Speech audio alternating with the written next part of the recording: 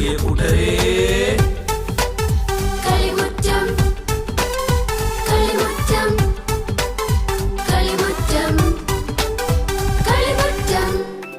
എല്ലാ കൊച്ചു കൂട്ടുകാർക്കും കളിമുറ്റത്തിന്റെ ഇന്നത്തെ എപ്പിസോഡിലേക്ക് സ്വാഗതം. കൂട്ടുകാരെ, അടുത്ത മാസം ആനുവൽ എക്സാം സ്റ്റാർട്ട് ചെയ്യുകയല്ലേ. എല്ലാവരും നന്നായിട്ട് പഠിക്കണം കേട്ടോ. ഒപ്പം പ്രാർത്ഥിക്കുകയും വേണം. എങ്കിൽ ഒട്ടും വൈകാതെ നമ്മുടെ ആദ്യത്തെ സെഗ്മെന്റ് ഏതാണെന്ന് നോക്കിയാലോ.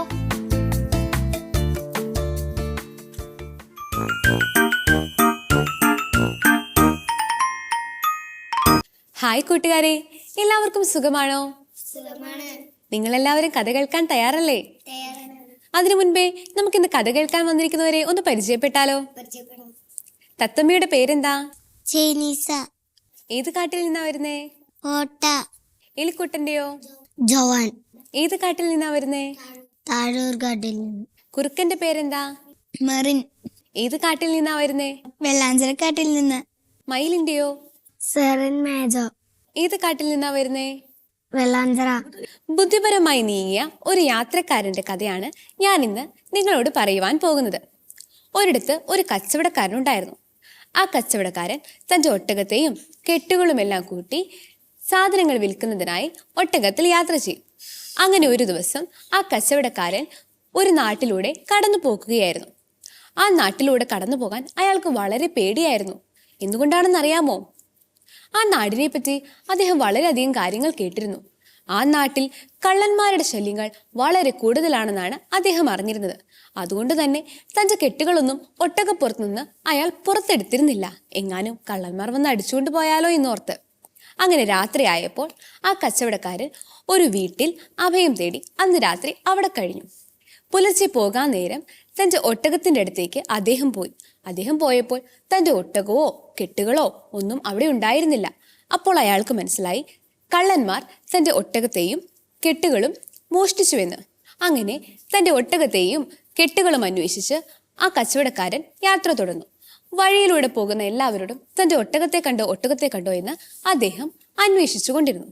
അങ്ങനെ വഴിയിൽ കണ്ട ഒരു വഴിയാത്രക്കാരനോട് അദ്ദേഹം തന്റെ ഒട്ടകത്തെ കണ്ടോ എന്ന് അന്വേഷിച്ചു. അപ്പോൾ ആ വഴിയാത്രക്കൻ കുറച്ചു നേരം ആലോചിച്ചതിന് ശേഷം കച്ചവടക്കാരനോട് ചോദിച്ചു, താങ്കളുടെ ഒട്ടകത്തിന് ഒരു സൈഡിലെ കാഴ്ച നഷ്ടപ്പെട്ടതാണോ? അപ്പോൾ ഇത് കേട്ടപ്പോൾ കച്ചവടക്കാരന് സന്തോഷമായി.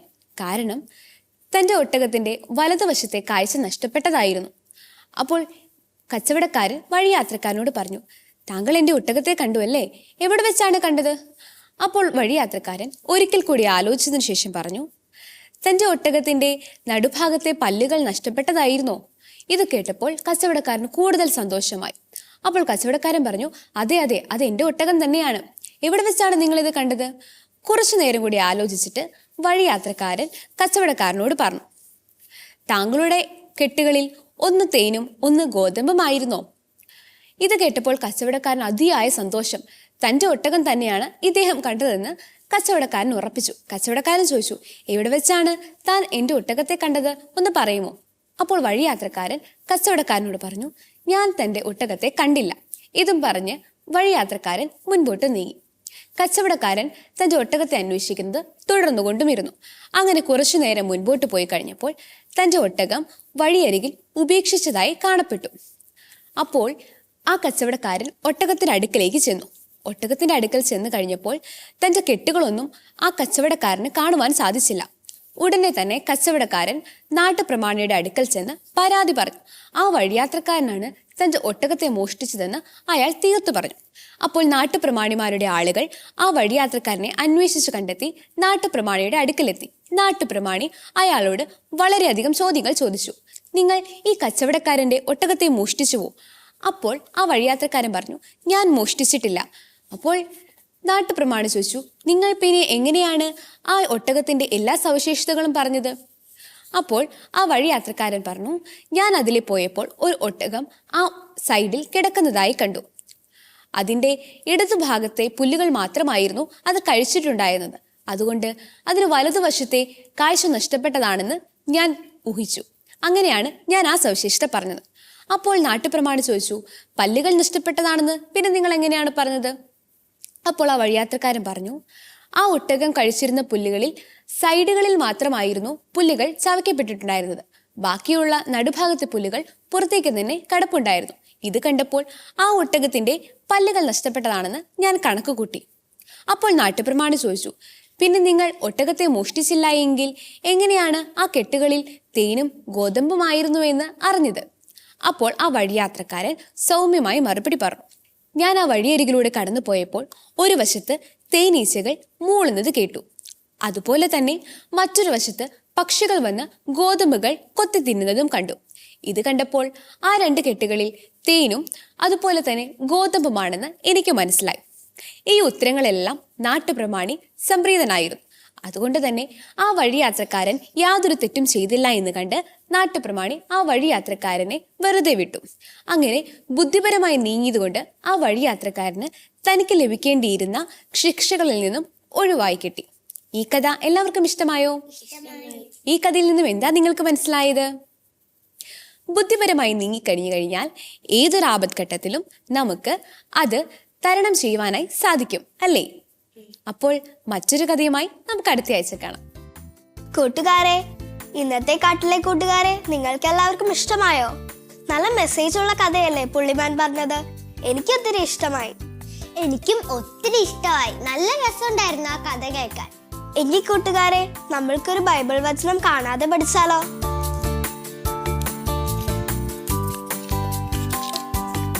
വിശ്വാസത്തോടെ പ്രാർത്ഥിക്കുന്നതെല്ലാം നിങ്ങൾക്ക് ലഭിക്കും. മത്തായി 21:22. കൂട്ടുകാരെ, നിങ്ങൾ ഈ ബൈബിൾ വചനം കാണാതെ പഠിക്കണേ. കൂട്ടുകാരെ, എങ്കിൽ നമുക്ക് അടുത്ത സെഗ്മെന്റിലേക്ക് പോയാലോ?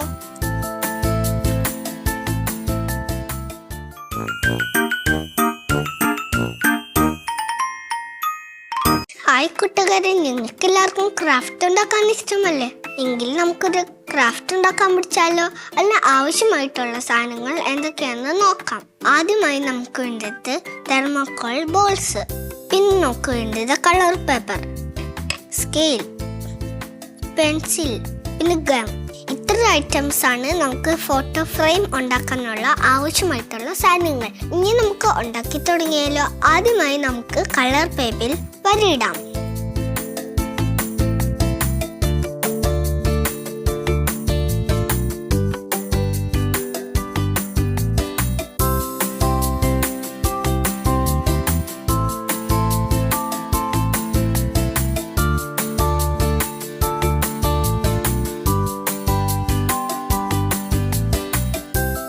നമുക്ക് ഈ പേപ്പറിൽ ഗം തേക്കാം.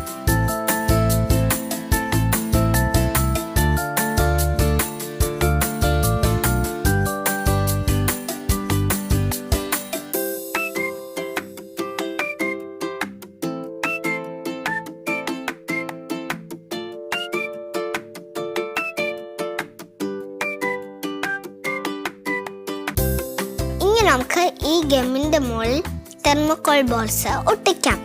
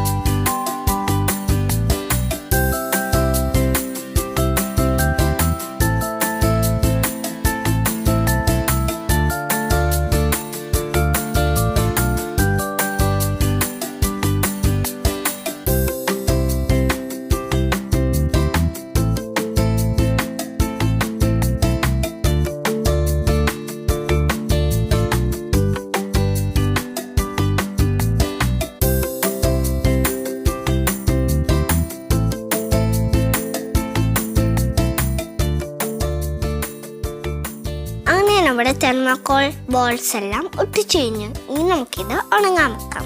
കൂട്ടുകാരെ, അങ്ങനെ നമ്മുടെ ഫോട്ടോ ഫ്രെയിം റെഡി ആയി കഴിഞ്ഞു. കൂട്ടുകാരെ, നിങ്ങൾക്ക് എല്ലാവർക്കും ഇത് ഇഷ്ടമായില്ലേ?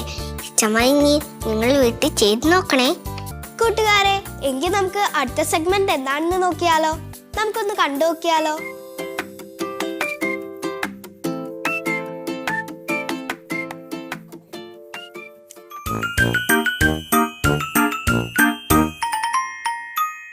പരമപിതാവായ ദൈവത്തിന് സ്തുതിയായിരിക്കട്ടെ. കൂട്ടുകാരെ, കഴിഞ്ഞ ആഴ്ച ഈ ഉണ്ണീശോ പറഞ്ഞതുപോലെ നിങ്ങൾ പ്രാർത്ഥിക്കാൻ തുടങ്ങിയല്ലോ അല്ലേ? എങ്കിൽ ഇന്ന് ഞാൻ കുറച്ച് സുഹൃത ജപങ്ങൾ പഠിപ്പിക്കട്ടെ. എന്താണ് സുഹൃത ജപം? പറയാം. നിങ്ങൾ കുട്ടികൾ എന്തെങ്കിലും കാര്യം ചെയ്യുമ്പോഴും യാത്രയിൽ ആയിരിക്കുമ്പോഴും നടക്കുമ്പോഴും കിടക്കുമ്പോഴും എന്നുവേണ്ട ഏത് സമയത്തും ചൊല്ലി പ്രാർത്ഥിക്കാൻ സാധിക്കുന്ന പ്രാർത്ഥനകളാണ് സുഹൃത ജപങ്ങൾ. നിത്യവും സുഹൃത ജപങ്ങൾ ചൊല്ലി പ്രാർത്ഥിച്ചിരുന്ന വിശുദ്ധരാണ് ഡൊമിനിക് സാവിയോയും മരിയ ഗുരുത്തിയും. അവരെ പോലെ നിങ്ങൾക്കും കുഞ്ഞു വിശുദ്ധരാകേണ്ടേ? എങ്കിൽ നിങ്ങൾ ഇനി മുതൽ നിത്യവും സുഹൃത ജപങ്ങൾ ചൊല്ലാൻ തുടങ്ങണം. പരിശുദ്ധ ത്രിത്വമേ, എൻ്റെ സൗഭാഗ്യമേ, സ്തുതി. എൻ്റെ കർത്താവേ, എൻ്റെ ദൈവമേ. ഈശോ, മറിയം, യൗസേപ്പേ, എൻ്റെ ആത്മാവിന് കൂട്ടായിരിക്കണമേ. പിതാവായ ദൈവമേ, അങ്ങേ തൃക്കരങ്ങളിൽ എന്നെ ഞാൻ സമർപ്പിക്കുന്നു. എൻ്റെ അമ്മേ, എൻ്റെ ആശ്രയമേ, സ്വർഗരാജ്ഞിയായ മാതാവേ, ഞങ്ങളെ സ്വർഗഭാഗ്യത്തിന് അർഹരാക്കണമേ. അമലോത്ഭയായ മാതാവേ, പാപരഹിതരായി ജീവിക്കുവാൻ ഞങ്ങളെ സഹായിക്കണമേ. കൂട്ടുകാരെ, ഈ സുഹൃത ജപങ്ങൾ നിങ്ങൾ മറക്കരുത് കേട്ടോ. മാത്രമല്ല, ഇനി എന്നും ഉണ്ണീശോയുടെ കൊച്ചു കൂട്ടുകാർ സുഹൃത ജപങ്ങൾ നിത്യവും ചൊല്ലുകയും വേണം. അങ്ങനെ നിങ്ങൾ എല്ലാവരും പ്രാർത്ഥനയിലൂടെ വിശുദ്ധി പ്രാപിക്കണം. പരമപിതാവിന് നിത്യവും സ്തുതിയായിരിക്കട്ടെ. കൂട്ടുകാരെ, നിങ്ങൾക്ക് ഉണ്ണീശോ പറഞ്ഞത് ഇഷ്ടമായോ? നിങ്ങൾ എല്ലാവരും ഉണ്ണീശോ പറഞ്ഞ പോലെ കേൾക്കണേ. എങ്കിൽ കൂട്ടുകാരെ, നമുക്ക് ഈ ആഴ്ച ബർത്ത്ഡേ ആഘോഷിക്കുന്ന കൊച്ചു കൂട്ടുകാരെ ഒന്ന് വിഷ് ചെയ്താലോ?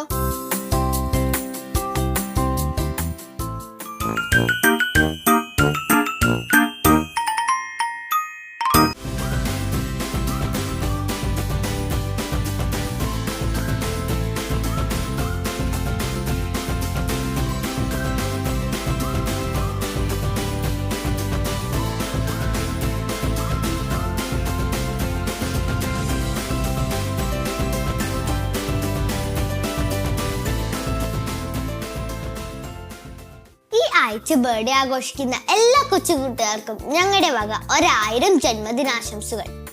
കൂട്ടുകാരെ, നിങ്ങൾക്ക് എല്ലാവർക്കും ഗെയിം കളിക്കാൻ ഇഷ്ടമല്ലേ? എങ്കിൽ നമുക്കൊരു ബൈബിൾ ഗെയിം കണ്ടാലോ?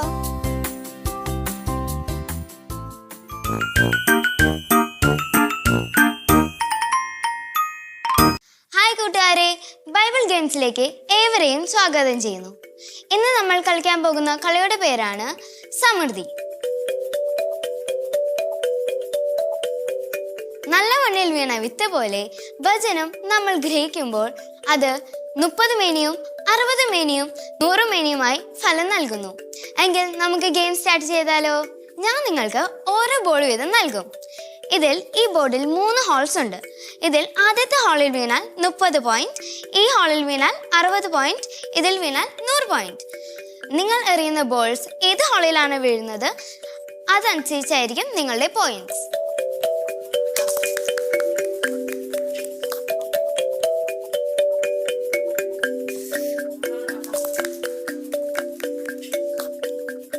മിടുക്കൻ 60 പോയിന്റ് കിട്ടി. ഇനി അടുത്ത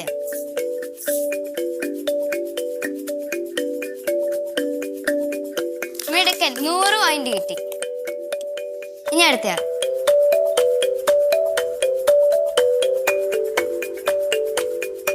മിടുക്ക് 60 പോയിന്റ് കിട്ടി. നിങ്ങൾക്ക് ഈ ഗെയിം ഇഷ്ടമായോ? നിങ്ങളിത് വീട്ടിൽ പോയി കളിച്ചു നോക്കൂ. കൊച്ചു കൂട്ടുകാരെ, നിങ്ങൾക്കും ഈ ഗെയിം ഇഷ്ടപ്പെട്ടില്ലേ? എങ്കിൽ നിങ്ങളുടെ സൺഡേ ക്ലാസ്സിലും ഫാമിലി ഗെറ്റ് ടുഗെദറിലും നിങ്ങളും ഈ ഗെയിം കളിക്കില്ലേ? അടുത്ത ആഴ്ച മറ്റൊരു ഗെയിമുമായി വീണ്ടും കാണാം. Bye bye. കൂട്ടുകാരെ, നിങ്ങൾക്ക് ഈ ബൈബിൾ ഗെയിം ഇഷ്ടമായോ? എങ്കിൽ നിങ്ങൾ ഇത് കളിച്ചു നോക്കണേ. കൂട്ടുകാരെ, എങ്കിൽ നമുക്കൊരു വിശുദ്ധ വചനം പഠിച്ചാലോ?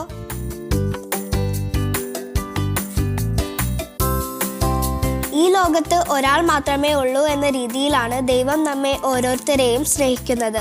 വിശുദ്ധ അഗസ്റ്റിൻ. കൂട്ടുകാരെ, നിങ്ങൾ എല്ലാരും ഈ വിശുദ്ധ വചനം കാണാതെ പഠിക്കണേ. കൂട്ടുകാരെ, എങ്കിൽ നമുക്ക് അടുത്ത സെഗ്മെന്റിലേക്ക് പോയാലോ?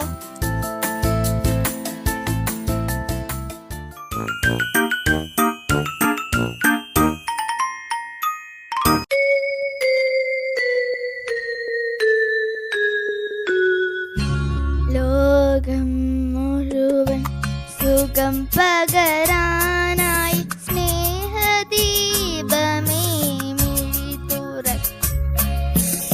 ലോകം മുഴുവൻ സുഖം പകരാനായി സ്നേഹദീപമേ മിഴി തുറക്കൂ കഥന നിവാരണ കനിവിന്നുറവേ കാറ്റിൻ നടുവിൽ വഴി തെളിക്കൂ ലോകം മുഴുവൻ സുഖം പകരാനായി സ്നേഹദീപമേ മിഴി തുറക്കൂ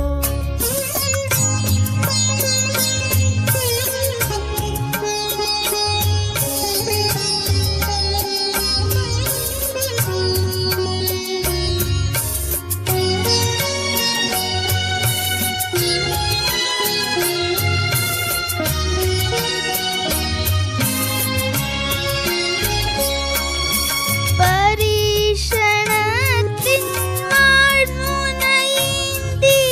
പടനിരത്തിൽ ഞങ്ങൾ വീഴുമ്പോൾ ഹൃദയക്ഷതിയായി രക്തം ചിന്തി മിഴിനീർ പുഴയിൽ താഴുമ്പോൾ താങ്ങായി തണലായി ദിവ്യൗഷധിയായി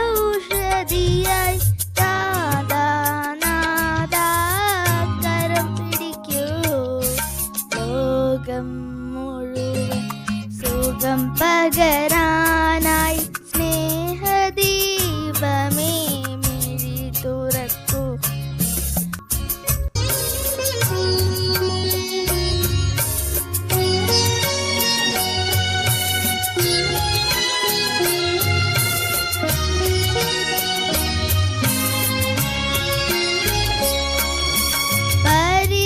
പരീക്ഷണത്തിൻ വാൾമുനയേന്തി പടനിരത്തിൽ ഞങ്ങൾ വീഴുമ്പോൾ ഹൃദയക്ഷതിയായി രക്തം ചിന്തി മിഴിനീർ പുഴയിൽ താഴുമ്പോൾ താങ്ങായി തണലായി ദിവ്യൗഷധിയായി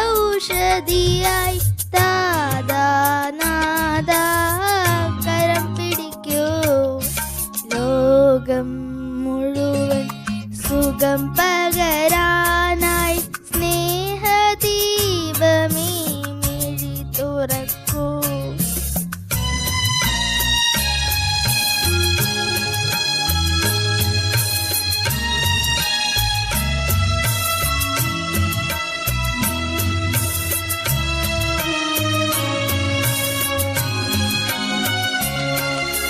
പുല്ലിൽ പൂവിൽ പുഴുവിൽ കിളിയിൽ വന്യജീവിയിൽ വനശരരിൽ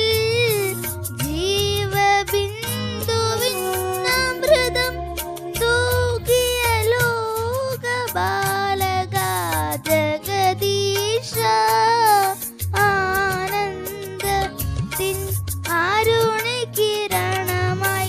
അന്ധകാലമിതിൽ അവതരിക്കൂ ലോകം മുഴുവൻ സുഖം പകരാനായി സ്നേഹദീപമേ മിഴി തുറക്കൂ ലോകം മുഴുവൻ സുഖം പകരാനായി സ്നേഹദീപമേ മിഴി തുറക്കൂ കഥന നിവാരണ കനിവിന്നുറവേ കാറ്റിൻ നടുവിൽ വഴി തെളിക്കൂ ലോകം മുഴുവൻ സുഖം പകരാനായി സ്നേഹദീപമേ മിഴി തുറക്കൂ കൂട്ടുകാരെ, ഇന്നത്തെ കളിയരങ്ങ് നിങ്ങൾക്കെല്ലാവർക്കും ഇഷ്ടമായോ? നല്ല രസമുണ്ടായിരുന്നില്ലേ ആ പാട്ട് കേൾക്കാൻ? കൂട്ടുകാരി, ഈ ആഴ്ച കളിമുറ്റത്തിൽ ആരുടെ പടമായിരിക്കും സെലക്ട് ചെയ്തിരിക്കുന്നത്? നമുക്കൊന്ന് കണ്ടു നോക്കിയാലോ?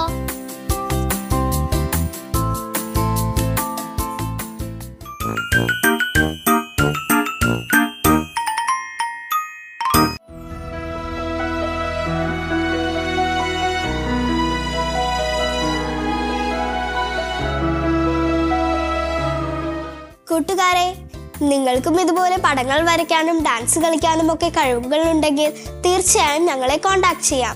അതിനായി ഞങ്ങളുടെ address: the producer, Kalimuttam, divine vision, divine retreat centre, Muringoor PO, Chalakudy, Thrissur. Pin 680309.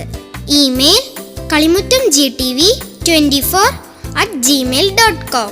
Phone 8606460033. കൂട്ടുകാരെ, എങ്കിൽ നമുക്ക് അടുത്ത സെഗ്മെന്റിലേക്ക് പോയാലോ?